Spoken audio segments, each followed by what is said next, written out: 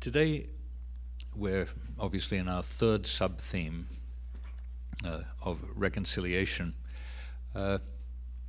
When we came to forgiveness yesterday, we discovered that in many respects we'd been looking at forgiveness together with sin all the way along, and we couldn't liberate ourselves either from sin, even in yesterday's discussions.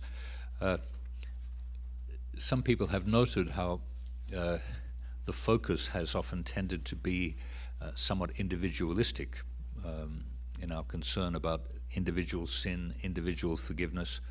And so today, I think, if anything, it draws us into a more communal sense of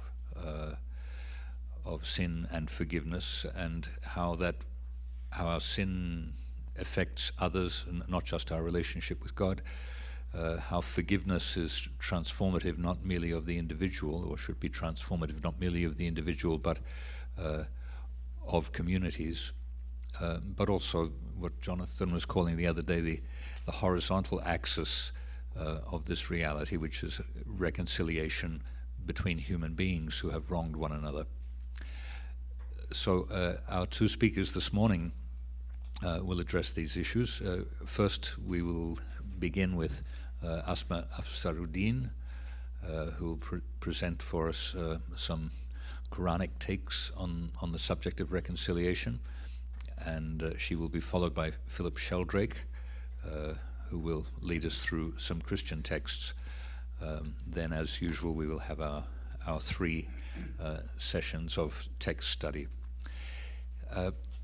To my left here, in the board on the corner, I asked David to put up the list of topics that we have considered during these 13 Building Bridges seminars, because at the end of today, at the end of our plenary, we want to do a little brainstorming to receive suggestions for what might be next year's topic.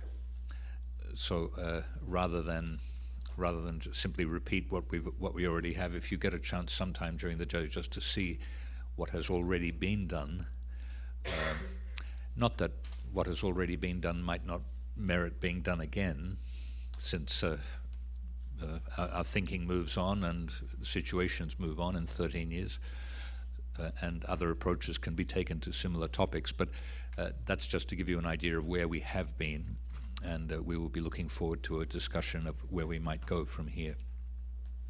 So, Asma, please.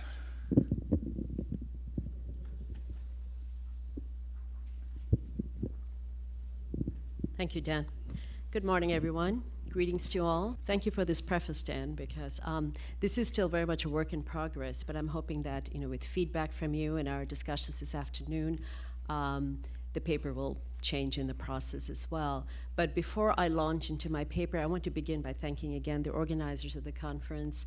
I think I share all of your sentiments when I say that I'm really grateful to be back among so many old friends and colleagues, and to have been a participant in such rich conversations for the past 2 days on topics that are very difficult but so very important to all of us. So I thank them for the opportunity. My paper will deal broadly with reconciliation, focusing on the texts that are included in your packet. But wedded to reconciliation is, of course, the idea of peacemaking. So I'm also going to be linking reconciliation with the idea of peacemaking, particularly in the Quran.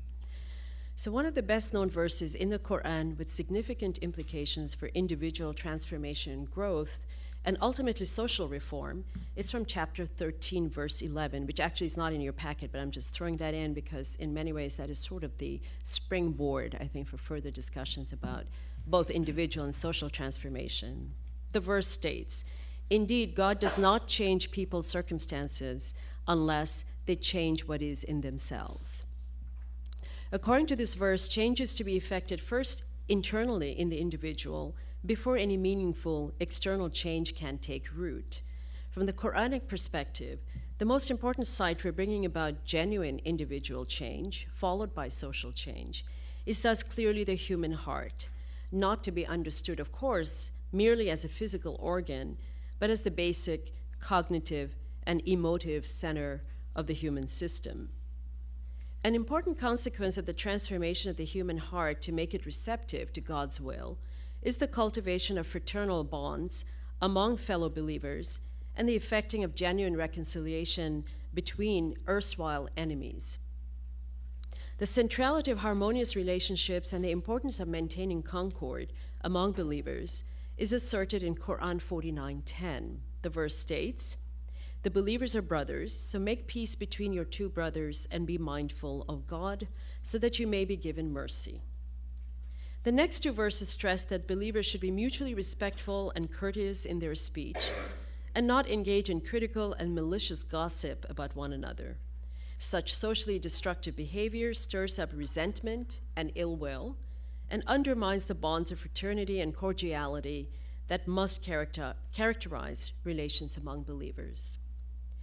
An incipient methodology of effecting reconciliation and fostering peaceful relations among people may be deduced from two other significant Quranic verses, 3:103 and 8:63. These two verses refer to the joining or bringing together, and therefore reconciliation of hearts, a process that became known in the extra Quranic literature as ta'liful qulub in Arabic. Through the centuries, Muslim scholars and theologians have taken note of these crucial verses and focused on their conciliatory implications in their particular socio-historical contexts, as well as in their general applicability, as our discussion will now reveal. Other verses, Quran 8:61, 60:7-9, and 49:13, which have a considerable bearing on the topic of reconciliation, are also discussed in this context. First, exegesis of Quran 3:103. The famous medieval exegete Muhammad Jarir at-Tabari, who died in 923, understands the phrase, the rope of God, mentioned in this verse, to be the equivalent of, I'm quoting from him now, the religion of God which he has commanded you to follow, and as a consequence of which, believers are vouchsafed cordiality among them, unity based upon the word of truth, and submission to God's commandment. He understands the exhortation, remember the grace of God, to mean, remember the blessing that he conferred on you of friendship and of being gathered together in Islam. Remember, he comments further, O believers, the bounty of God towards you when you were enemies while polytheists.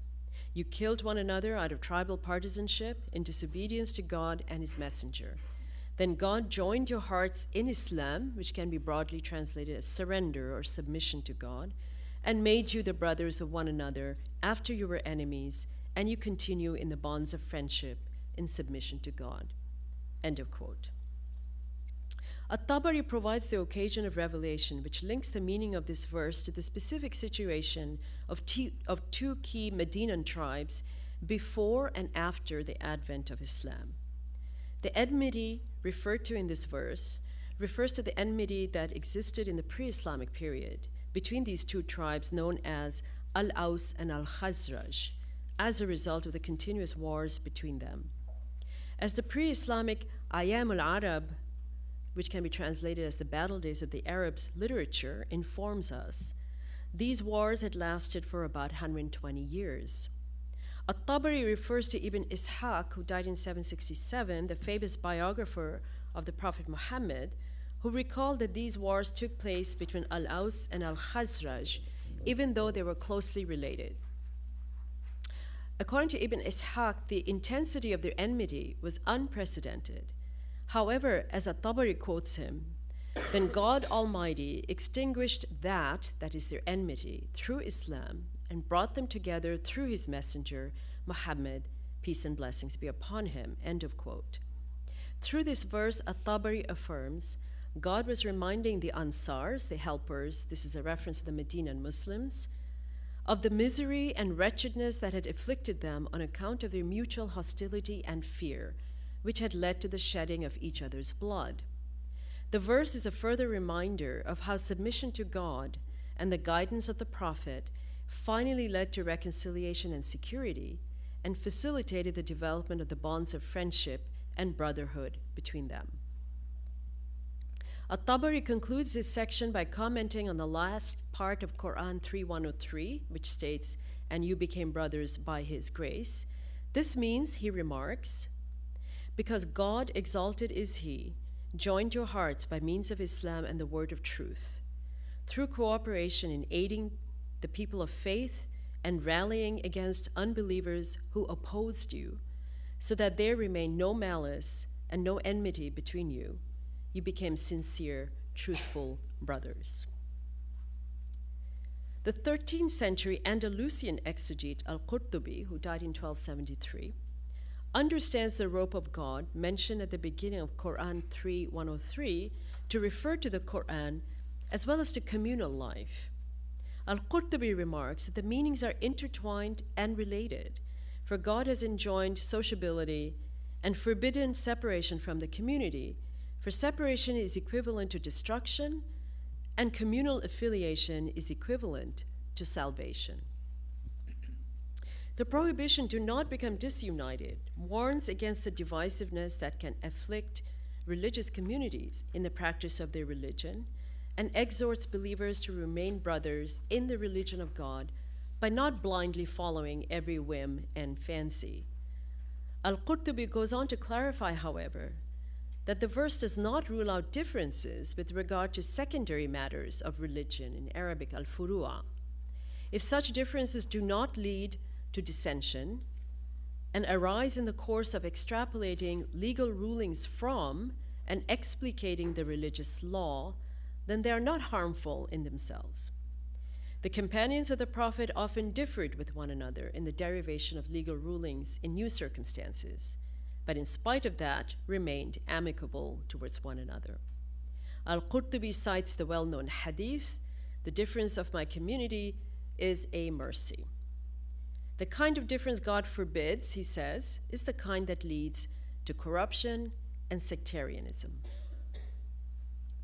In his commentary on Quran 3:103, the popular 14th century exegete Ibn Kathir similarly stresses the joining of hearts that can come about even among the bitterest of enemies when humans are open to the transformative power of God's love in our relations with one another. He points to the Aus and Khazraj tribes who were prone to much fighting in the Jahiliyyah, or in the pre-Islamic period, and who harbored virulent hatred towards one another. All that was to change, however, he says, when God brought forth Islam, and those who entered it and became brothers, loving one another through the majesty of God, cooperating with one another in a spirit of piety and God consciousness. Ibn Kathir further points to the danger inherent in relaxing one's guard against potential fractiousness and thus allowing seditious elements to stir up enmity.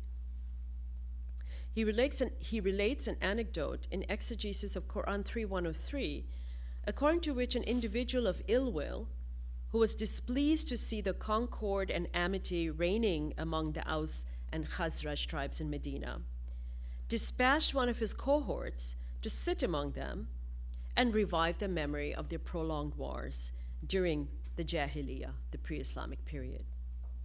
The man did as he was told, and before long, he had succeeded in inflaming the passions of the Aus and Khazraj to the extent that they started chanting their battle slogans from the pre-Islamic period and reaching for their weapons. News of this reached the Prophet, and he hurriedly approached them and began to calm them down. He asked, "Are you harking back to the pre-Islamic period while I am among you?" Then he recited to them Quran 3:103, at which they were filled with remorse. They began to make up with one another and embraced one another after having cast away their weapons. This report cogently demonstrates the recuperative power of the remembrance of God and his limitless grace towards humans, which effaces the memory of past wrongs and allows for forgiveness and reconciliation to occur among the bitterest of enemies.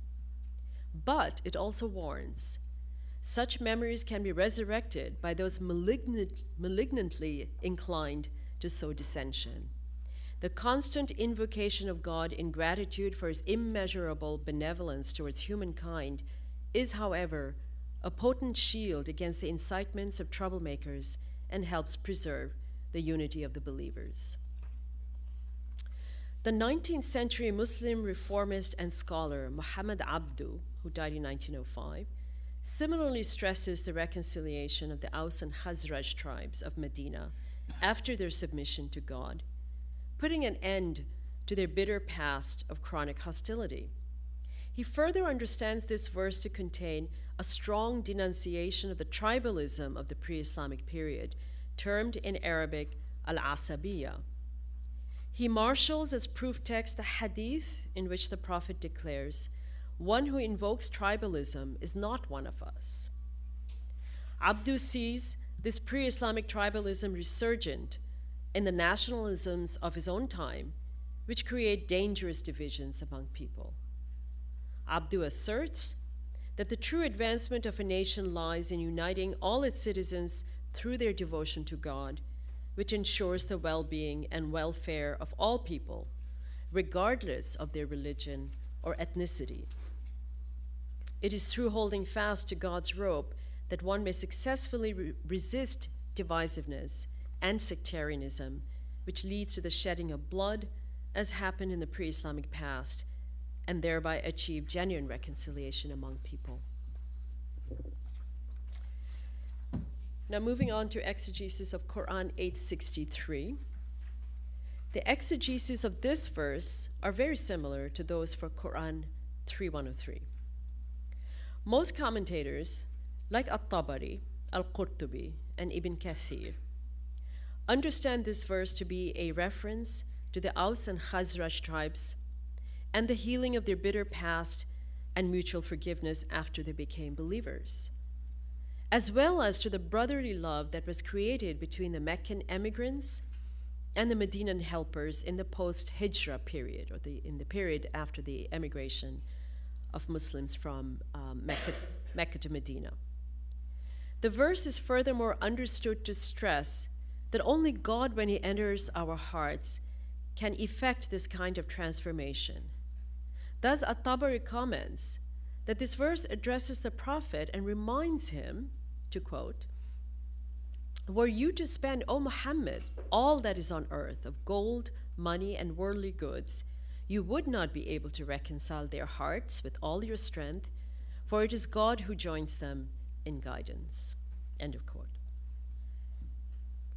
At-Tabari refers to the earlier Medinan exegete Mujahid ibn Jabr, who died in 720, who extrapolated a general mandate for reconciliation and peacemaking from this verse. Thus, Mujahid says that the statement, "Were you to spend all that is on earth, you would not be able to reconcile their hearts," means that when two Muslims meet and shake hands, their sins are forgiven. A variant exegesis attributed to Mujahid offers further clarification of this somewhat elliptical comment. According to this variant, a man named Abda ibn Abi Lubaba related that he met Mujahid, and the latter took his hand in his own and said, "If you should see two individuals who harbor love for God, and one of them takes the hand of the other and smiles at him, their sins drop off them, just as the leaves drop from the tree." Abda told Mujahid, "But indeed that is easy." Mujahid remarked, "Do not say that, for indeed God has stated, 'Were you to spend all that is on earth, you would not be able to reconcile their hearts.'" The two reports taken together convey Mujahid's conviction that sincere faith in God results in genuine bonds of friendship and goodwill among believers, expressed outwardly in gestures of friendship towards one another, such as by shaking hands and exchanging smiles. But simply going through such motions does not automatically create a sense of bonhomie, unless they are firmly embedded in faith and love for God. This latter being a much harder task, as pointed out by Mujahid, and can only be effected by God himself. Once firmly implanted in one's heart, love for God translates into love for one's fellow beings. Muhammad Abdu understands this verse to apply primarily to the Meccan Muslims, who became the brothers of the Medinan Muslims in faith, despite differences in social status and worldly rank. He underscores this dramatic transformation in the following way, and this is quoting now from Abdu. As for the Muhajirun, the Meccan emigrants, reconciliation, which he calls ta'alif here, occurred among their rich and the poor, their masters and their clients, their nobility and their common people, in spite of the arrogance of the Jahiliyyah that had previously existed among them. End of quote. It was this concord among them that allowed them to endure the enmity of their fellow tribesmen and relatives for the sake of God. None of this could have been achieved by means of all the wealth and enticements of the world. Abdu then goes on to point to the centrality of love in human relationships, which has been, he says, asserted by wise people through the ages. These sages agree that love is the greatest of all bonds among humans, and the most potent inducement to happiness is human social life and its refinement. They further concur that in the absence of love, nothing else can take its place in repelling evil, while the proper functioning of society is contingent on the dispensation of justice. While love has been considered to be instinctual and not a matter of choice, and justice regarded as an act of deliberation, Islam made love a virtue and adherence to justice an obligatory duty. Justice in particular was the due of all who reside in the Islamic State, he says, with no distinction to be made between the Muslim and the non-Muslim, pious and impious, rich and poor, etc. In this important exegesis, Abdu goes further than his pre-modern predecessors and extends the concept of reconciliation based on love and justice to all human beings, regardless of their religious affiliation or lack thereof. He argues that out of love for the Creator and adherence to justice, the individual and the state must treat everyone even-handedly. Now on to a discussion of Quran 861. The quintessential Quranic verse concerning peacemaking is Quran 861, which exhorts Muslims to make peace with those who are equally inclined to peace. At-Tabari says that God in this verse addresses the Prophet and counsels him that if he should fear treachery and perfidy on the part of a group of unspecified people, whom he just calls qawm, then he should withdraw from them and fight them. But if they should incline to making peace with you and abandon warfare, either through entry into Islam or payment of the jizya, the poll tax, or through the establishment of friendly relations, then you should do the same for the sake of peace and peacemaking. At-Tabari considers the commandment to incline to peace to be valid for all times and places. The rest of the verse, concludes At-Tabari, assures the Prophet that he need only place his faith in God when making peace with hostile groups, for he hears and knows all.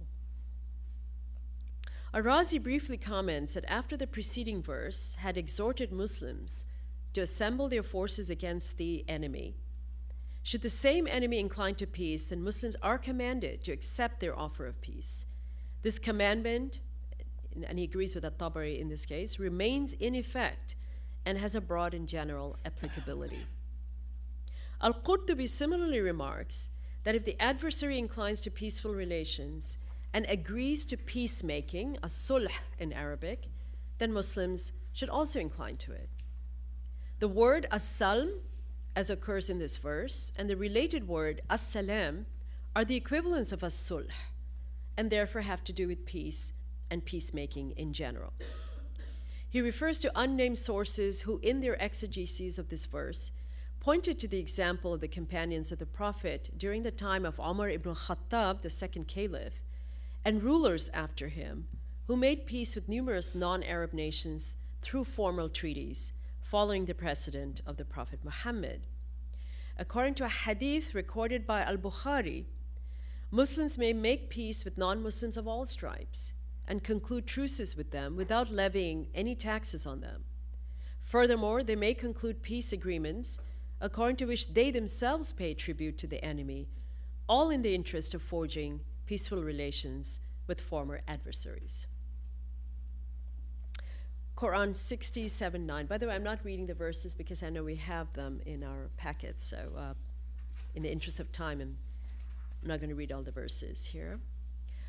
At-Tabari says that Quran 67 refers to those among the pagan Meccans who embraced Islam and consequently became the friends and allies of Muslims. The verse goes on to declare that God is certainly capable of planting such affection among people, and he is forgiving and merciful towards those polytheists who repent of their sins. God further commands Muslims to treat with kindness and justice those among the Meccans who do not fight them nor expel them from their homes. According to the most common occasion of revelation given for this verse, it is a reference to Asma bint Abi Bakr, whose mother, Qutayla bint Abdul Uzza, had not converted to Islam. When Qutayla once came bearing gifts for Asma, and she was the daughter of Abu Bakr, the first caliph, the latter spurned them and prevented the former from entering into her presence, unless, she said, the Messenger of God, peace and blessings be upon him, were to give permission. Aisha, who is the sister of Asma, mentioned the event to the Prophet, and subsequently Quran 68 was revealed, enjoining kindness to peaceful non-Muslims. At-Tabari weighs in at this point and stresses that the most appropriate exegesis of this verse is as follows. God has not forbidden Muslims from acting kindly and fairly with all those from any and every religion and creed who do not fight them and do not expel them from their homes. He also summarily dismisses the opinion of some exegetes that this verse is abrogated. The verse should be understood instead, he says, as clearly permitting the faithful to always be kind to non-Muslims, whether blood relatives or not, who bear no ill will towards Muslims, and as long as such relationships do not compromise the security of Muslims. The truth of his commentary says At-Tabari is borne out by the cause of revelation concerning Asma bint Abi Bakr and her mother. For God loves those who are equitable, al-munsifin, he says, in their dealings with people, who give people their due rights, are personally just to them, and do good to those who are good to them. As for Quran 69, it forbids believers from helping and befriending those from among the unbelievers in Mecca who fight them over religion and evict them from their homes, and who clearly represent a source of danger and unmitigated harm to believers. Those among the Muslims who form alliances with such overtly hostile groups are wrongdoers and violate the command of God. The well-known 12th century exegete Az-Zamakhshari, who died in 1144, comments that Quran 67 showed concern for those Muslims who had severed their relations with their pagan relatives. They were consequently offered the hope of reconciliation and renewal of affection between them by the revelation of this verse. The next two verses counsel goodness towards those Meccan pagans who did not evince hostility toward Muslims and require Muslims to continue to give charity to their peaceful pagan relatives, stresses Az-Zamakhshari. He concludes by emphasizing that the command, وَتُقْسِتُ, be just, in Quran 68, requires Muslims to treat non-Muslims justly and refrain from oppression, which he describes as an excellent command. The comments of the late 12th century exegete Ar-Razi, he died in 1209. I don't think I gave the death date in the version available to you. But the comments of Ar-Razi are very similar. He comments that these verses make evident that Muslims are enjoined to show kindness and charity towards non-Muslims who are not belligerent towards them. They furthermore require Muslims to behave justly with non-Muslims, whether they're kinsfolk or not, and to honor their agreements with them. Among the post-Tabari exegetes surveyed, it is Al-Qurtubi who is the most explicit and adamant in maintaining that the exhortation in Quran 68 to be kind to those who had caused Muslims no harm was applicable to everyone who belonged in this category, regardless of their religious affiliation, and that the command was unambiguous and valid for all times. Moving beyond the Abrahamic communities, a more general injunction to engage with all peoples everywhere, irrespective of faith, ethnicity, culture, etc., so as to engender mutual knowledge and understanding, may be extrapolated from Quran 49:13. At the basic semantic level, this verse can be understood to advocate that humans should proactively get to know one another, in Arabic, لِتَعَارَفُوا, irrespective of one's backgrounds, and to remind us that individuals find esteem before God only on the basis of piety. In our own times, this verse is understood by many to be highly significant within a holistic discussion of Quranic perspectives on dialogic encounters. Because of the more parochial circumstances of their own time, medieval exegetes tended to gloss the Arabic verb ta'arafu, contained in this verse, to mean learning about each other's tribal and similar affiliational backgrounds in order to establish bonds of kinship and affection. An explanation of ta'arafu, at-Tabari, for example, glosses it as commanding people to get to know one another so that they may discover their bonds of kinship. He warns that knowledge of such kinship is not meant to induce any sense of superiority, but rather to bring you closer to God, for indeed only the most pious among you is the most honorable. Ibn Kathir, in his exegesis of this term, cites a hadith in which the Prophet states, "Learn about each other's pedigrees so as to establish your blood ties, for it is such ties which lead to love among people." End of quote. Today we can expand the exegetical purview of the verb ta'arafu in this verse to extend not to just our blood relatives, but all the co-residents of the global village we are now beginning to regard as our shared home, thus realizing more fully the pluralist potential of this verse.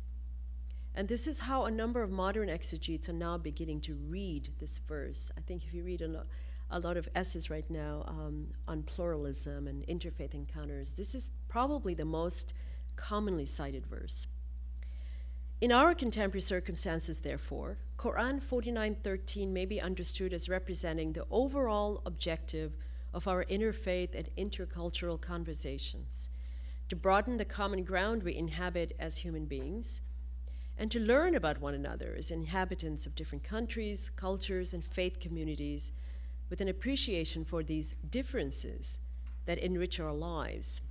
And such a dialogic process also leads to self-disclosure and self-understanding, a necessary correlate of the process of mutual illumination, transformation, and ultimately genuine reconciliation. Thank you.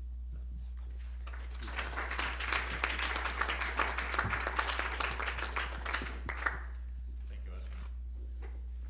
Philip. Thank you. Let me just get my bits and pieces together. Thank you. Thanks very much, Asma.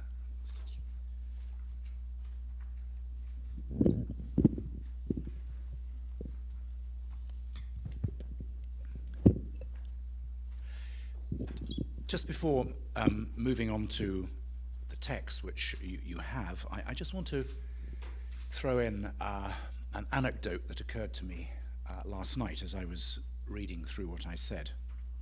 And the anecdote really, for me, powerfully illustrates how painful and how controversial processes of reconciliation can be. Very recently, there was a state visit to the United Kingdom by the President of Ireland. This ended with a dinner hosted by the Queen at Windsor Castle. One of the guests that she invited was Martin McGuinness. Martin McGuinness is currently the Deputy First Minister in Northern Ireland, but previously had been a leading member of the Provisional IRA, a group, and it is thought he personally too may well have been associated in some way with the assassination of the Queen's cousin, Earl Mountbatten, in the 1970s. Interestingly, the President of Ireland earlier on the same day visited Mountbatten's memorial in Westminster Abbey and prayed there. Martin McGuinness came to the dinner hosted by the Queen in evening dress, and he was amongst the small group who were actually introduced directly to her. She shook his hand, and they both talked to each other. You can imagine that the web went viral on both sides, pro and against. How dare she shake hands with a terrorist, a murderer? How dare he subvert the Republican cause by acknowledging the Queen of the United Kingdom, etc., etc., etc. I just leave the anecdote sitting there. Though I think admitting the courageousness of both parties in doing what they did. Our theme today is reconciliation between people. To nurture a sense of human community and to heal the wounds of division in today's radically plural and often violently divided global culture confronts us with the challenge of engaging with inclusivity and diversity, with otherness and alienation. These are critical spiritual as opposed to merely social or political issues. What does it actually mean to reconcile otherness? How can human reconciliation be achieved? A complicated and challenging commitment to reconciliation is certainly vital for human flourishing, but is also, to my mind, central to the Christian religious vision. As South African theologian John de Gruchy suggested in his Cambridge University Hulsian lectures, the doctrine of reconciliation is, I quote, the inspiration and focus of all doctrines of the Christian faith. I want to begin with a few general remarks about what the word reconciliation implies, and then to make some introductory comments about the biblical texts we will study today. Finally, I'll offer a few broader reflections from a Christian theological and spirituality perspective. So first of all, the meaning of reconciliation. Several concepts are sometimes treated as interchangeable: reconciliation, conciliation and accommodation, or tolerance. Conciliation or arbitration is associated with placating our neighbors from whom we are estranged, or with negotiations between employers and their workforce. However, this doesn't necessarily transform people at the deepest level. Accommodation or tolerance is essentially pragmatic, where we learn to live alongside the other, but avoid any significant interchange that may actually change us. This has been noted as a weakness in certain versions of multiculturalism in Western countries, not least by the former British chief rabbi. In contrast, the notion of reconciliation goes far deeper because it suggests harmony, concord, and the healing of deep divisions at a fundamental level. The multi-volume edition of the Oxford English Dictionary also defines reconciliation historically as the reconsecration of desecrated places. This refers primarily to buildings, of course, but if we think more provocatively, all those people whose lives are demeaned by what others do or say in contexts of conflict are also desecrated places, because the sacredness of their identity as people created in the image of God is denied. The theme of reconciliation is a key one in Christianity, but it can sometimes be a somewhat elusive and over-rhetorical notion. In specifically Christian terms, reconciliation is not simply a political or psychological word with some incidental theological gloss.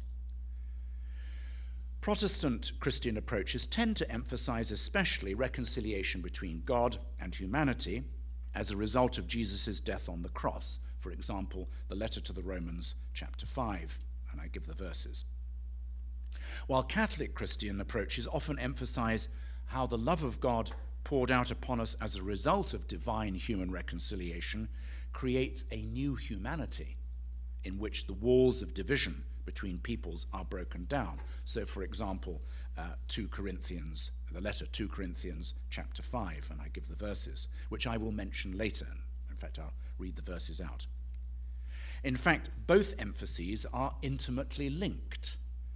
Interhuman reconciliation is not simply a matter of giving each person their rightful due, but in the end is ultimately to give God God's due by seeking to build the world that God's all-embracing love demands of us. We should also add a third dimension, I think, that God's act of reconciliation is also intended to overcome the estrangement between humanity and wider creation. I now want to turn my attention briefly to today's 2 biblical texts. First, the Gospel of Matthew, chapter 18. The passage relates reconciliation specifically to forgiveness. It begins with the Apostle Peter's question to Jesus: How often should I forgive someone? Jesus responds with a parable, that is, a brief story, which graphically illustrates important religious and ethical teachings. Here, a servant owes his king an incalculable sum of money, cannot pay, begs for more time, and is released from the debt. However, the same servant then refuses to have mercy on a fellow servant who owes him a small amount of money and imprisons him. In response, the king reimposes the original debt and punishes the first servant. The message is that God's forgiveness is dependent on our willingness also to forgive our fellow humans from the heart. This echoes a phrase from the Lord's Prayer, what is known as the Our Father, part of the famous Sermon on the Mount, which appears in this Gospel in chapter 6. Forgive us our debts or trespasses, as we forgive those who are in debt to us or who trespass against us. The key point is the connection between our treatment of each other and God's treatment of us. Divine forgiveness has only been truly appropriated if it actually transforms us into a forgiver of others. This was certainly not the case with the servant in the parable. However, this is not proportionate, in that God's desire to forgive us far outstrips our limited human conceptions and capacities. Even so, Jesus' initial answer to Peter's "How often should I forgive?" on one reading 70 times 7, is that the call to human reconciliation and forgiveness is unquantifiable, beyond immediate calculation. Equally, we must not abuse divine mercy. It may be infinite and therefore complete, as in verse 27, but it is not wholly unconditional. Our forgiveness of others, or commitment to radical reconciliation, is to be, quote, from your heart, verse 35. We should bear in mind that in late antique Judaism, the image of the heart stands for the true self, the core of our identity. So from your heart, or wholeheartedly, isn't just something merely emotional, with feeling, but implies reconciliation from our very depths, thus committing the whole self, in contrast to what is superficial, partial, or conditional. Now the letter to the Ephesians, chapter 2, verses 11 to 22. The second biblical text is part of a letter from the circle associated with the Apostle Paul. This lays out the radical nature of God's plan for the world as revealed in the life and teachings of Jesus. We are to be a single community. In the first instance, this implies the Christian church, referred to as the body of Christ, the continuation, if you like, materially speaking, of the presence of Christ in the world. However, this community is very clear from the broader context of the letters, does not exist for its own sake or to be a citadel protected from the rest of the world. On the contrary, the vocation of the Christian community is to be the prolongation of God's mission, the Missio Dei, to the whole world. And one aspect is for it to be the carrier of, or ideally exemplar of, a new humanity. The oikumene of true ecumenism actually means the whole inhabited world. The world is one in God. Jews and Gentiles, previously separated symbolically by the division of circumcision or non-circumcision, verse 11, and the observance or not of religious laws and ordinances, verse 15, are now made into a single new people, reconciled to each other and to God by God's free action. The universal vocation of the Christian community is perhaps even more clearly laid out in another text, which is not one of the ones for today, but which I'll read the two verses. The second letter to the Corinthians, chapter 5, verses 18 to 20, and it goes like this. All this is from God, who reconciled us to himself through Christ, and has given us the ministry of reconciliation. That is, in Christ, God was reconciling the world to himself, not counting their trespasses against them, and entrusting the message of reconciliation to us. So we are ambassadors for Christ, since God is making his appeal through us. We entreat you on behalf of Christ, be reconciled to God. Here, the community is given the ministry of reconciliation. That is, we are ambassadors of Christ, proclaiming the message of reconciliation, that in Christ God was reconciling the world to himself, verse 19. However, the basis for this mission, in verse 20, is that Christians must first accept God's forgiveness themselves and thus be reconciled. Addressing a Gentile audience, that is to say non-Jewish Christians, this letter to the Ephesians reminds the readers that they were once, quote, aliens from the commonwealth of Israel and strangers to the covenants of promise, verse 12, without hope and without God. However, the very identity of God's people is now questioned.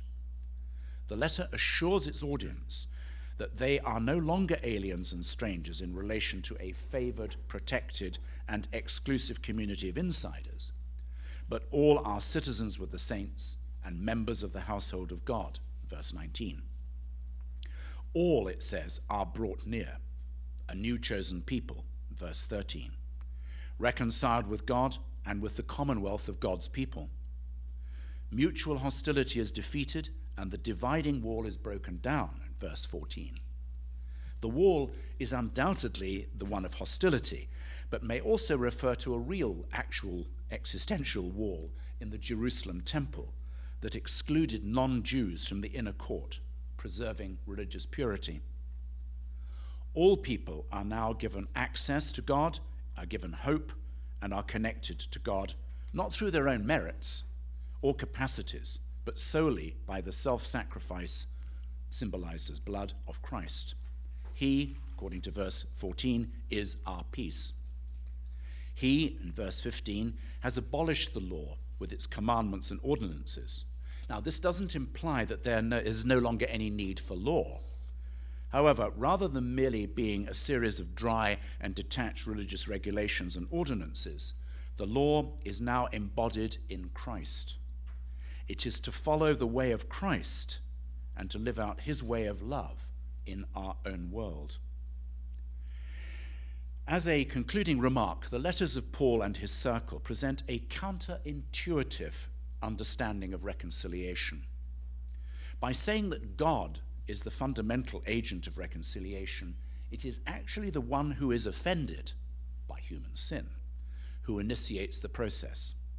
Normally, in human terms, there is an assumption that a process of reconciliation has to begin with the offender acknowledging their guilt.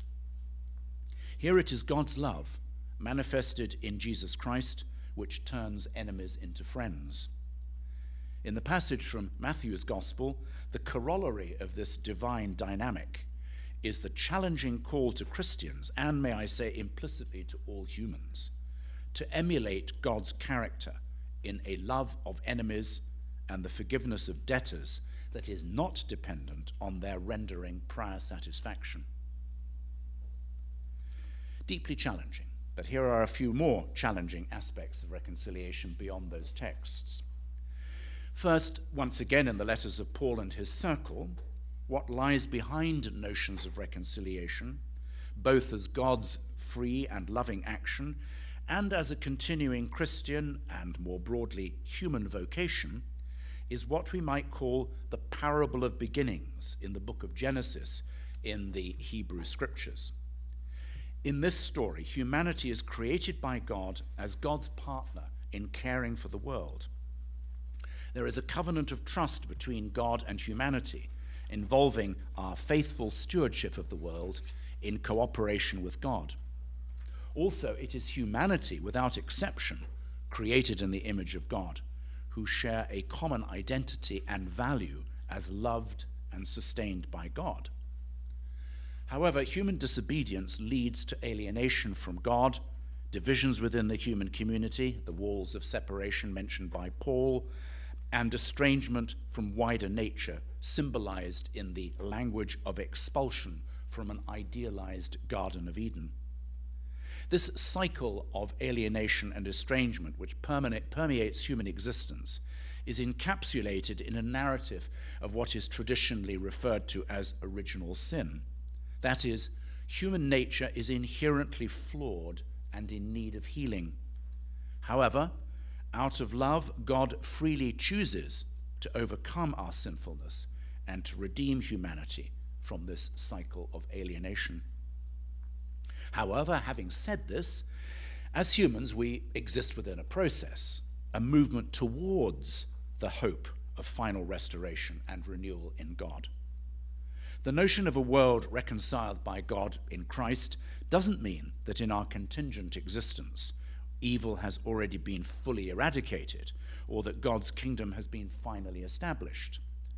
We continue to live out our human vocation and Christian vocation of reconciliation in a messy and ambiguous world.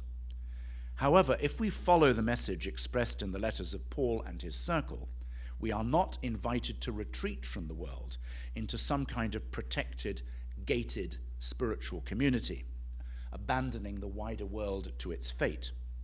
In that sense, a Christian theology of reconciliation, as originating in God, has profound social and ethical implications. Reconciliation must never become a banal concept. It's not a comfortable word, simply promoting an unchallenging, generalized, warm and fuzzy consensus. Interhuman reconciliation, derived from and demanded by God's act of reconciling all things in Christ, is before all else an action rather than an abstract doctrine. All discussions about reconciliation must necessarily be concrete and contextual. Reconciliation is always with these people, in this place, at this precise moment in time. Further, it's been noted in Paul's language that we translate as reconciliation relates to the Greek verb alasso, to exchange. Thus, the concept of reconciliation carries within it the notion of changing places with the other, learning to identify with the other, being in solidarity with the other. Now, reflecting on this notion of reconciliation as changing places, it's interesting that one important emphasis in both Hebrew and Christian scriptures is on hospitality to the stranger. Many texts in the Hebrew Bible, what we call the Old Testament in Christianity, make it clear that receiving the stranger as if they were our own close kin is God's command. An important foundation is for the people of Israel to persistently remember their ancestors' own situation while living as strangers in Egypt. For example, in the book of Deuteronomy, chapter 10. Also, part of the narrative of Abraham suggests that his hospitality to 3 anonymous strangers is, unknown to him, actually hospitality to God. in Genesis chapter 18. In the New Testament Gospels, Jesus himself is frequently portrayed as wandering without a home. Gospel of Matthew chapter 8, for example, or dependent on the hospitality of others. Gospel of Luke chapter 9, for example. Or in the Gospel of John, as the stranger in our midst. For example, that is John chapter 8. An important feature of Jesus' own practice was to push his followers away from familiar places into situations they found profoundly disturbing. In the Gospel of Mark chapter 6, he forces his reluctant disciples into the boat to cross the Lake of Galilee to Gentile, i.e. non-Jewish, Bethsaida. In the Gospel of Luke chapter 8, he heals the demoniac on the east side of the lake in the non-Jewish land of the Gerasenes. In the Gospel of Matthew chapter 15, Jesus crosses into the land of Tyre and Sidon to heal the daughter of a Canaanite woman and to commend her faith. In the Gospel of Mark, chapter 8, he fed a multitude on the non-Jewish side of the lake. It's worth noting in passing, by the way, that otherness appears even in the human genealogy of Jesus, as given in the Gospel of Matthew, chapter 1. According to this, his ancestry includes 5 women, 4 of whom, apart from his own mother, Mary, have Gentile connections. The stranger is not simply someone who is not our kin or who is unknown to us. Strangers in the Hebrew and Christian scriptures also embrace those who are actively despised or otherwise excluded.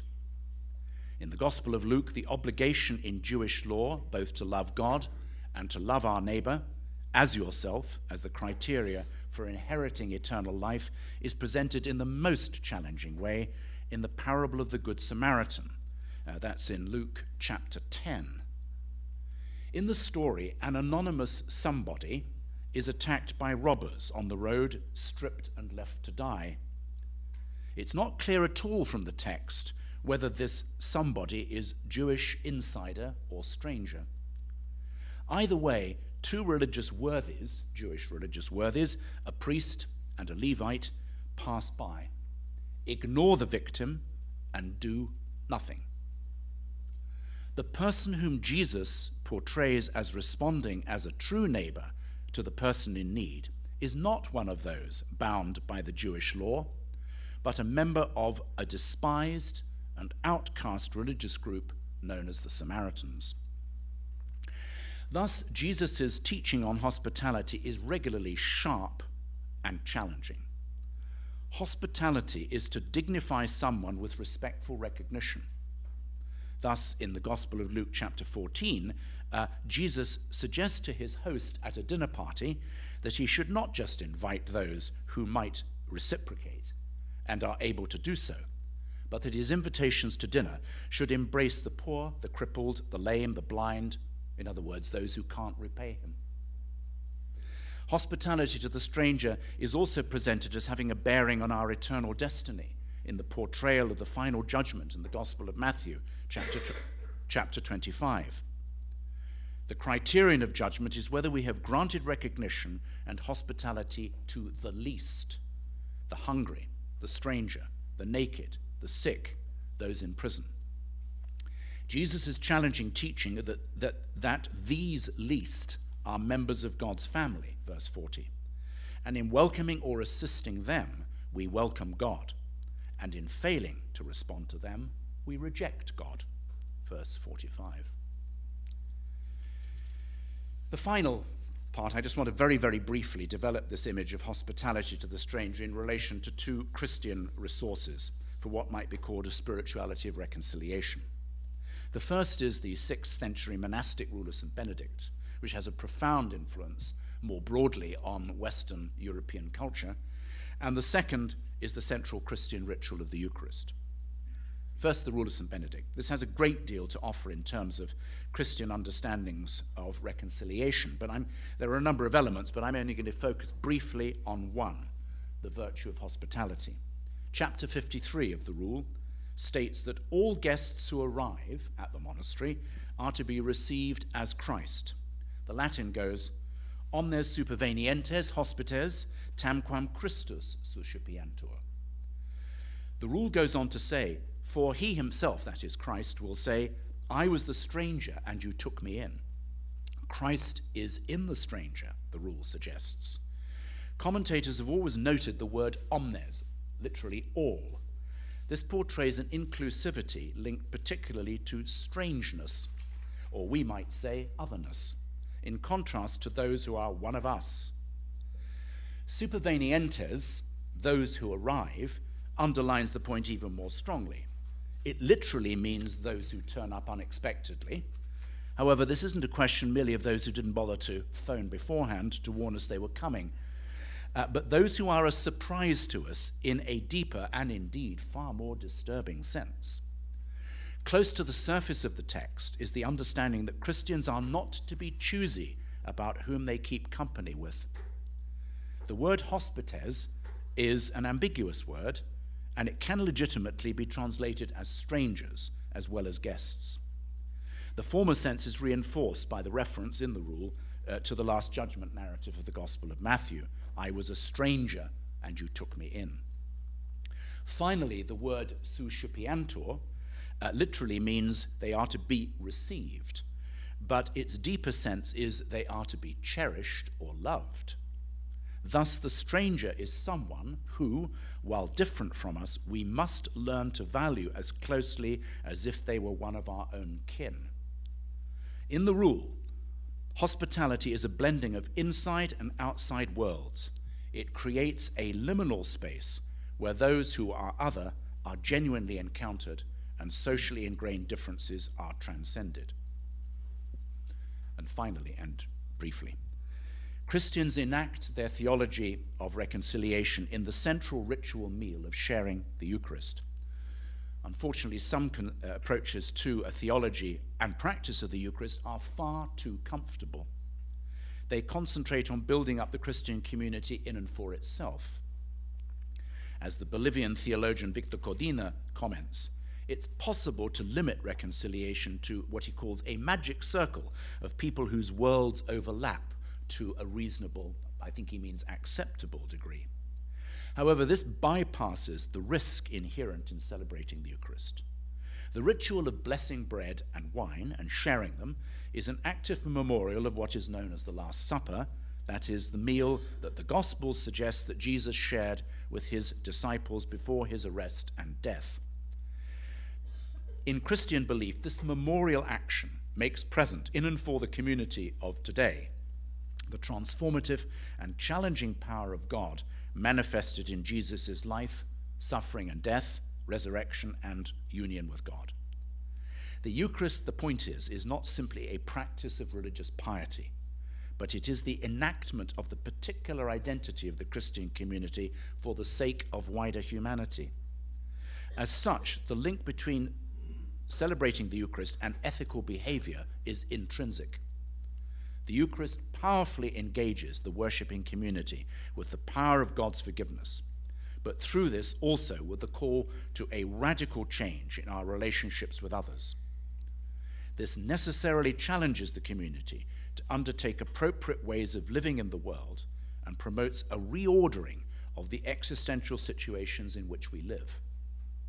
We are challenged to set aside our flawed, not least self-absorbed, self-contained identities in favor of something that is offered by God's grace.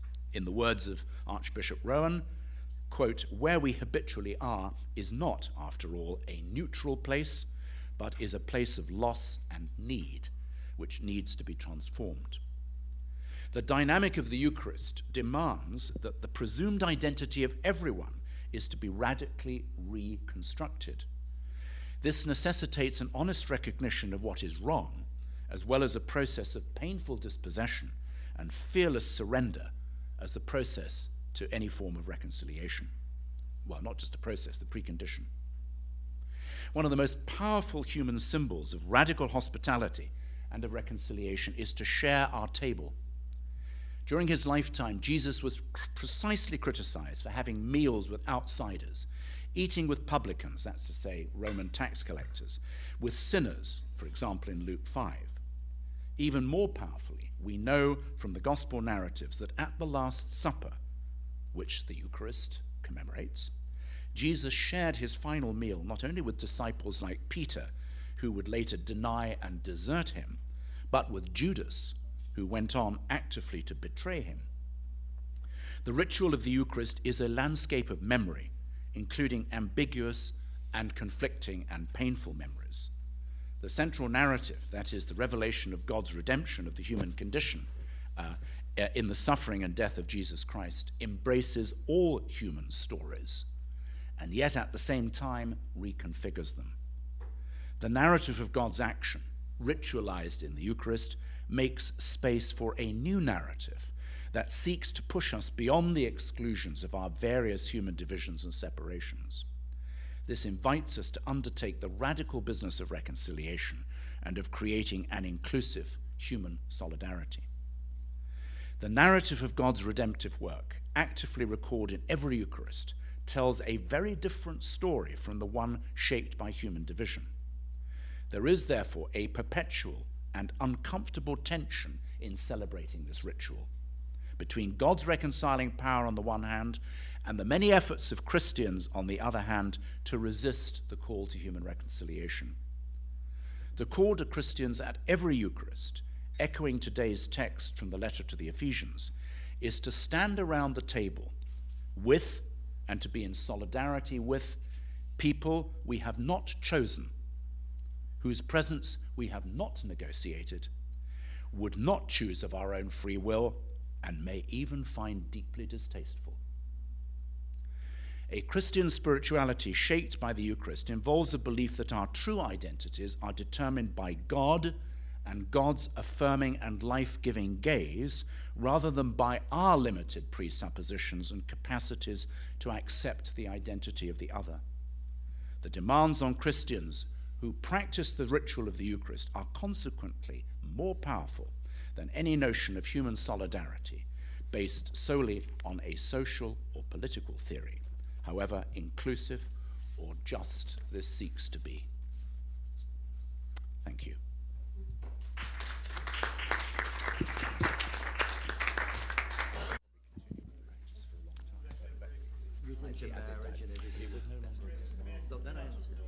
I have a couple of names already, Jonathan and Najib. Jonathan, Maria. Yes, please, sir. It was really close though. Well, I mean, my question is, I don't know if this is a stupid question or a good question, but is are justice and reconciliation incompatible? I mean, is the idea of reconciliation premised on the either undesirability or unattainability of justice? And I'm thinking about things like peace and reconciliation commissions, which, like in South Africa, is predicated on the person not being punished. And then the second thing is this. I mean, I'm fascinated by this idea of the stranger and the guest.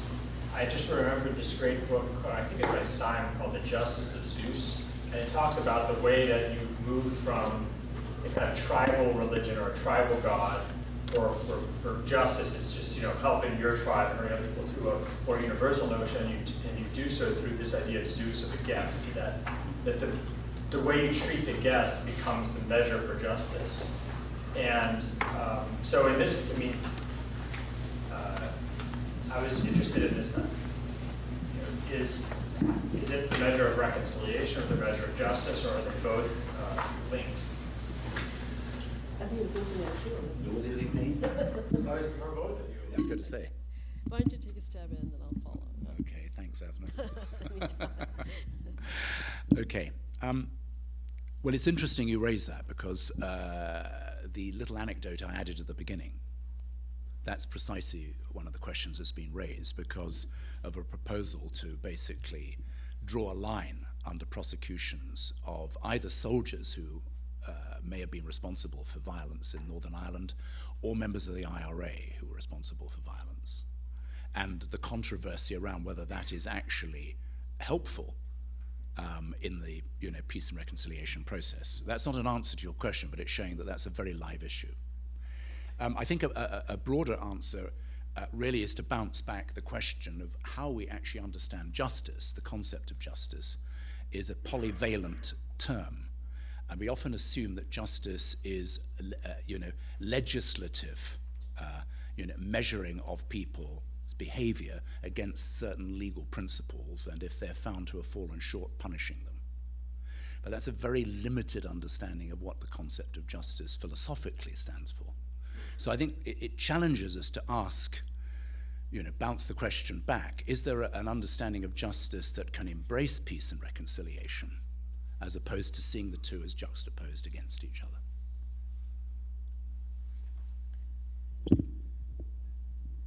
When I looked at the passages that talk about the reconciliation of hearts, and it refers specifically to the Aus and Khazraj and how they were reconciled in Islam, there is no mention of justice in the sense of settling their grievances with one another. No efforts to establish whether one party was right and the other was wrong.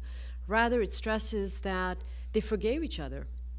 And by embracing each other as brothers, they let go of the past and they start just a whole new way of relating to one another through forgiveness and mutual forgiveness and reconciliation. On the other hand, it was Abdu who does talk about justice being a very important characteristic of the Muslim community. But again, I would agree with Philip that I don't think there's one single definition of justice in this context. If forgiveness and reconciliation leads to rightful relations, why is that not a part of justice as well? I mean, is it always a settling of claims upon one another, or is it more the notion of having rightful relations with one another and peaceful relation? Why shouldn't that be also considered part of a just and rightly ordered society?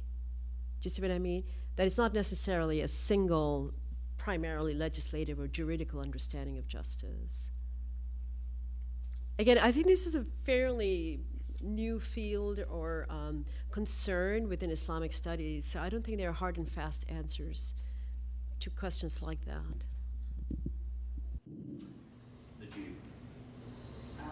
Thank you for the papers. Very enlightening, very educating to me, both of them. I don't have questions. I just have some thoughts to share with you, if I may, with the group.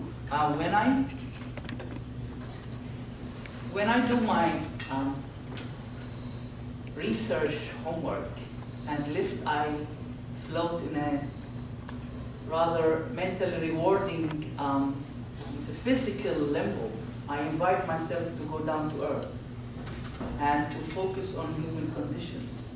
And recently I have to admit that in the past few years my focus on the human conditions on planet Earth was concentrating on the Arab world, first Syria definitely, but then other countries in the Arab world where we have all kinds of clashes, all kinds of wars, all kinds of hatred, all kinds of pain. And the idea of reconciliation seems to be an urgent need, not just an idea, but as something people can live according to. Many of the people from that part of the world whom I know and I'm in contact with consistently to glean from them data on their real life there, in Syria and Lebanon, Palestine, and some in Jordan, many in Egypt, in the Gulf as well, would actually tell me, you're a theologian, talk with us about reconciliation, but never mention religions. Because all kinds of troubles we live come from or are influenced by specific religious interpretations, understandings, and dogmas. In other words, this really challenges me deeply as a theologian, as somebody supposed to teach religion, think about it critically, of course. Because it tells me, those people are telling me, we want reconciliation but we don't think religion must be involved in that. Because the main cause of the problem cannot be at the same time the fountain of the solution. So it's not a question to you, I'm not asking, I'm just sharing with you, I think, a very real challenge for us as intellectuals. How can we stand in our classrooms and teach students about the good role of religion and the noble values in every religion without taking into consideration seriously that fact that religiosity became one of the main reasons against any possible lived reconciliation in our world?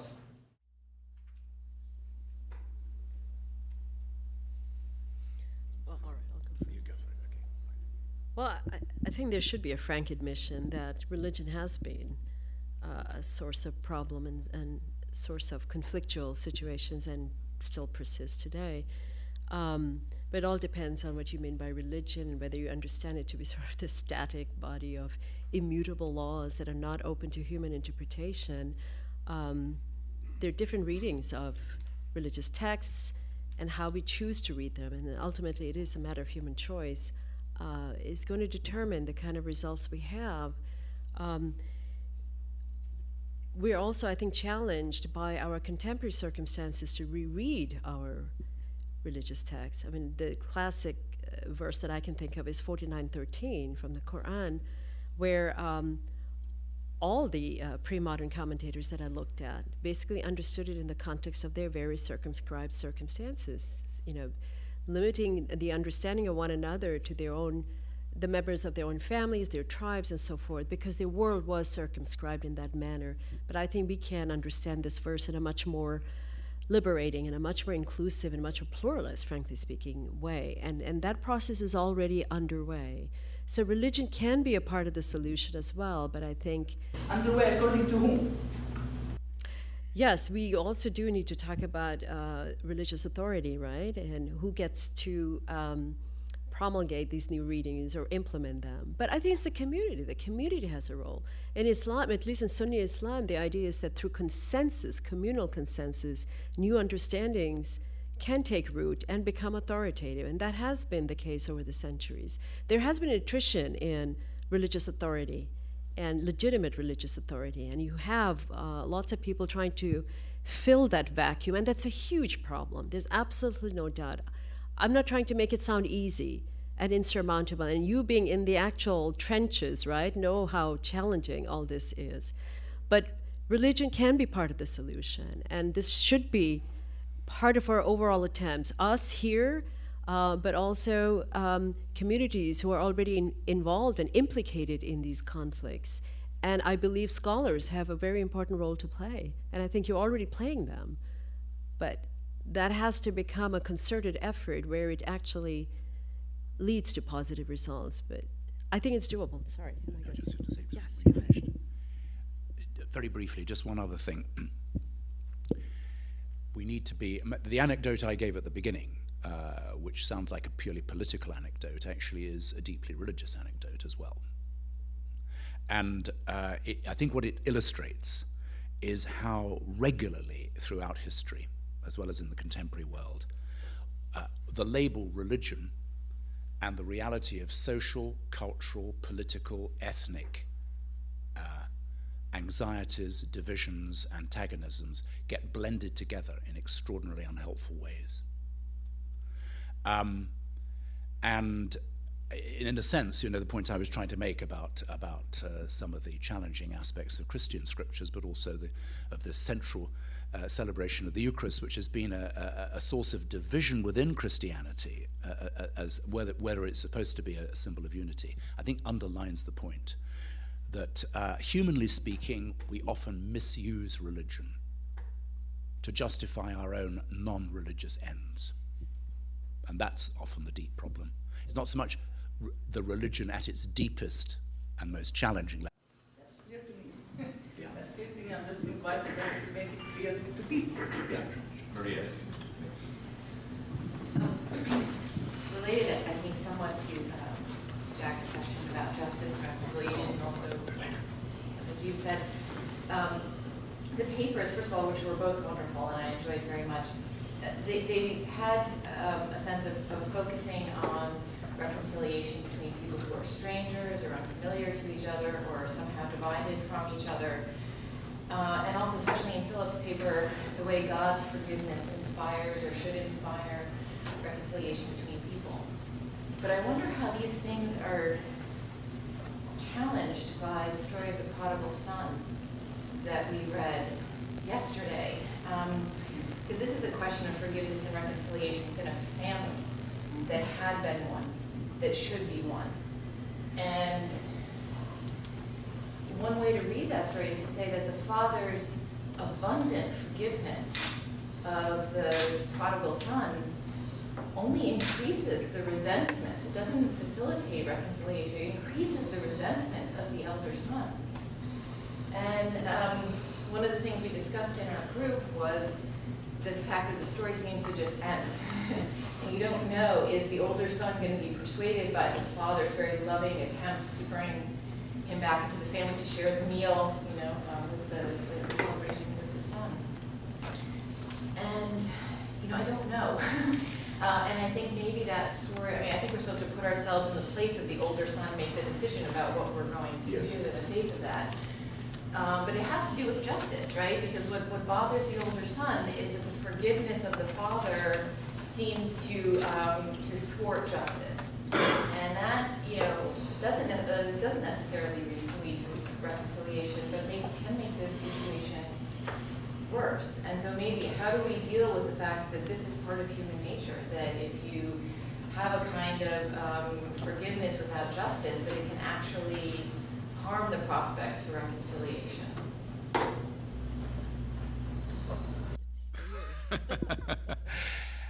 Yes, I think it's a very challenging parable. I think, to me, the key lies in the fact that the narrative is less suspended, because in the end, that is a question mark for the listener. Where would you take it? Do you see yourself in which of these characters? And where would you take the narrative? That's, I think, the point of the parable, or at least one of the points of the parable, is that the only resolution is in the listeners. And it's profoundly challenging. It would be very easy to dot the I's, cross the T's, and draw a line under and say, well, here's the ending. This is what really happened. But that would be a novella, not the parable that is actually meant to challenge the listener to confront their own dysfunctionalities ruthlessly. And one of the things that always strikes me about so many of Jesus' parables is that they do that. They're not convenient stories. I think that's a good point to say that, and to warn us against thinking that one size fits all, that there's one paradigm that can then just be taken and applied to any situation, and 1 + 1 is always going to add up to 2. We're talking about human nature, human societies. They're very, very messy to begin with. So I think it's a very important point to keep in mind that justice must always be part of that paradigm, but how it's actually applied is going to be extremely contextual. It's going to depend on which parties are involved, what kind of emotions are involved, what kind of healing is required in any given situation. So there is no pat answer, and so I think that parable then invites us to think about what could be a proper and ultimately just solution to such a situation. On my first reading of that, I was also struck by that, the resentment of the older brother, thinking, well, it is rather unjust to him, but I think it's deliberately meant to be open-ended so that you can come up with creative solutions to that.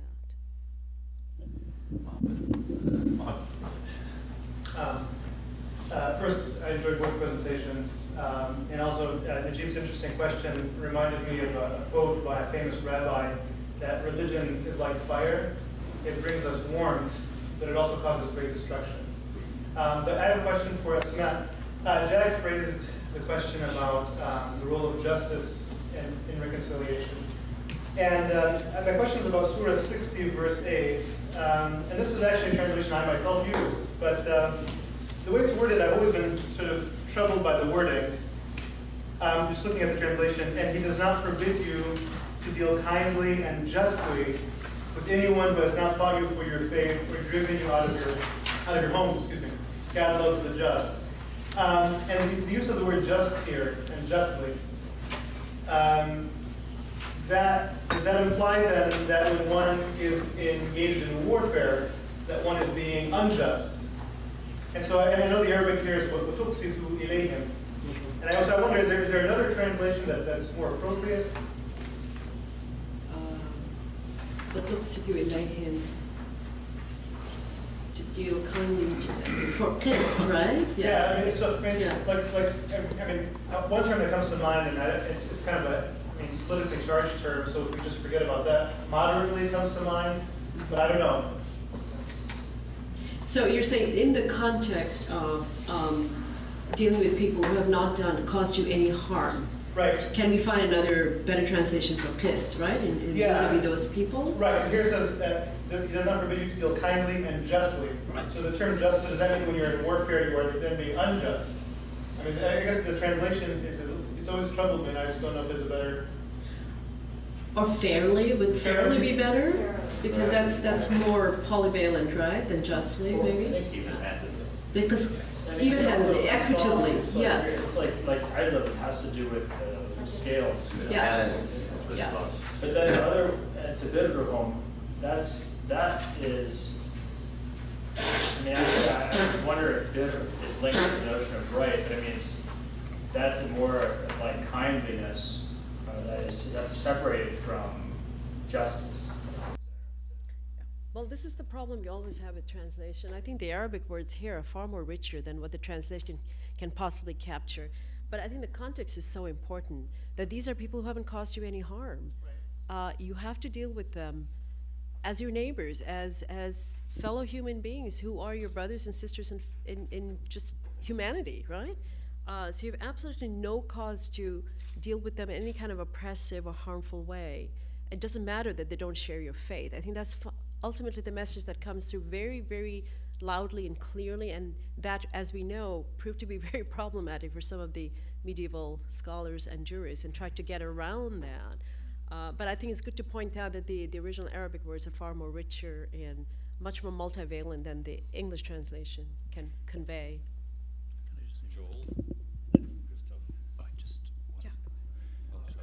Just one very, very brief remark. Jonathan's point about justice and scales. In the High Court in London, Justice, the statue of Justice, is blindfolded and stands there holding the scales of justice, in which clearly one side's gone down and the other side's gone up. And the assumption, I think, is that is saying that in the end justice is blind, and all it does is it deals with the evidence in front of you, and one bit outweighs the other. But in English law, and I say English rather than Scottish law, very different from European law, is not based on Roman law, it's based on case studies.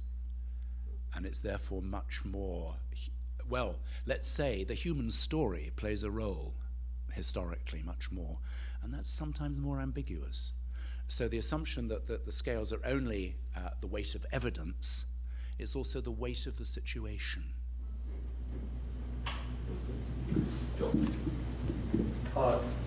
Thank you for the papers. This is just an observation about the two of the texts that you highlighted. I was struck by the contrast between the Quran, Surah 8, verse 63, which emphasizes that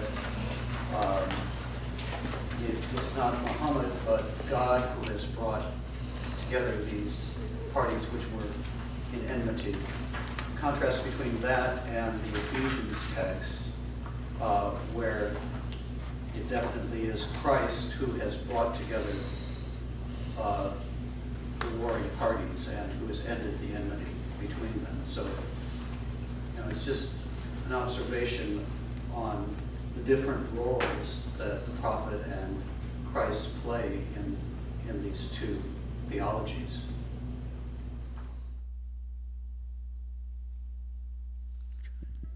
The answer is yes. Yes, yes. Well, I will leave it to Philip to talk about, what Christ signifies here in this context, but here the message is very, very clear, and especially comes through in the exegesis that I looked at, that even if, you know, Muhammad were to exert all his will, or any other human being, they could not effect this without God entering into the picture and God transforming the hearts of the adversaries involved. That this kind of, you know, deep inner spiritual transformation simply cannot occur without God's mediation, so to speak, in this case. No. And in the Christian text, God is operating, but through Christ. You know, so Well, that was only the point I was going to make, that it's not a contrast between God brought them together, God is mighty and wise, as in Surah 8:63, and a purely human agency in the other case. In both cases, it's the divine, and it's a question of whether you see it as mediated through or not. But it's still, both of them are saying, in the end, only God can do this work, actually. I'm not going to take any more names, I'm sorry, because we've got a long list already, and only 3 minutes. Christoph. Thank you very much for the papers. Just very briefly on this relationship between reconciliation and justice. Most of our conceptions of justice are directed towards the past. Can there be a reconciliation for the ills of the past? And when we talk about distributive justice or corrective justice, even restorative justice, it's always concerned with the past. In both our faiths, I think justice is a notion that's concerned with the future. So it's something quite different from the eschatological notion. So the question is, how are we to ensure just relationships in the future? And I mean, even the dead are raised in order to enable them to participate in this kind of justice, because the resurrection is completely relative to achieving justice. Now that changes, I think, the perception of the problem, and it's very important that it changes this perception, because what is unjust in the old order might be just in the new order, where God is the subject of justice. And this profound questioning of the notion of the equivalence of deed and consequence that we found in both our faiths. In the end, it's God who decides whatever the balance of deed and consequence. I think that's important for justice. And truth and reconciliation committees are trying to ensure good life in the future, in spite of the past. So it's the redirection of our notion of justice, which I think is, so to say, suggested by approaching that from reconciliation. My other question would be concerning active and passive. Changing places, I think, is ambivalent in that it seems I have to change a place, or has my place been changed, and what do I do now? So where am I placed? If we look carefully at, for example, Al-Tabari's commentary on Surah 3:1 and 3, your hearts have been joined together in Islam, passive. 2 Corinthians 5, God has reconciled what you have been passive. We have been placed somewhere differently. And in fact, the reminder in the story about the prodigal son to the older son, and that I think is the reminder of the notion of justice here, is where is he placed? You have been with me always, and everything I have is yours. So it seems to be the question of justice is also a question of, are we able to correspond to where we have been placed, where we are placed in relation to God, and so in relationship to our neighbor. Third question, what's the aim of reconciliation? I'm a little worried that you both seem to say yes, all should be one. Mohammad Abdu very clearly, all should be one in the future. Wow, what kind of oneness? Is it a kind of unity that allows for differences? The whole notion of hospitality becomes very undramatic if life offers hospitality to life. So there must be a oneness that allows for difference. Where, I mean, the really difficult part of hospitality is being a guest and not offering hospitality. And the point here is, I mean, can we say very clearly, I want the other to be part of my future, right? That is the kind of offering a place. Not, well, this is some kind of historical disturbance and it might go away again, we'll sort ourselves out again. This kind of thing which we have in many political philosophies, we have at the end a oneness that somehow has relativized difference. But could there be some kind of unity where difference remains, where the other remains the other? I think that's the question of reconciliation. So I think we're one in the end. So it's also a question of our practice of being the Eucharist. Is the body of Christ this kind of uniform, amorphous mass, all Paul's images? That's what Victor Crodina critiqued, what he called drawing room communitarianism, in which we basically make everybody like us and then we can feel comfortable. So no, I mean, I'm sorry if I didn't make it clear enough, but the essence of hospitality is that the other must radically be allowed to remain other. And I being the guest of the other. Yes, but the business about has my place been changed, or am I asked to step into the shoes of the other as best I can? I think it's a tension between both realities, because existentially, this concept of my place has been changed through the gaze of God, and my relationship to the other has already been changed by has to be actually existentially lived out, and that remains a challenge. It isn't a mystical thing that somehow happens. I don't need to worry about it anymore. So it's both at the same time. I need to be able to own the change that has been promoted by God, but act it out as best I can. And that's the painful bit. Abdu doesn't suggest that if you live together as one united community, that there's erasure of all differences as human beings. Absolutely not. I think what he's stressing is, let me find that section. Justice in particular was the due of all who reside in the Islamic State, with no distinction to be made between the Muslim and non-Muslim, pious and impious, rich and poor. That doesn't mean they just glom into one undifferentiated mass. No, they remain who they are, but they're able to live together peacefully in a just state that guarantees everyone their rights, regardless of what their differences are. But I think Quran 49:13 is an assertion of that very, very clearly, which is why, as I said, it's sort of become the pluralist verse par excellence for modern Muslims, where it says, people, we created you all from a single man and a single woman and made you into races and tribes so that you should recognize one another. And it goes on to say, the most honored of you are the ones most mindful of him, or the most pious. It's clearly recognizing the differences that exist among peoples, but that despite those differences... But that's not about the aim, is it? I quote that all, I mean, also 10 times or something like that. Is it about the aim? That was my question. Yeah. So is it a relative otherness or something that remains?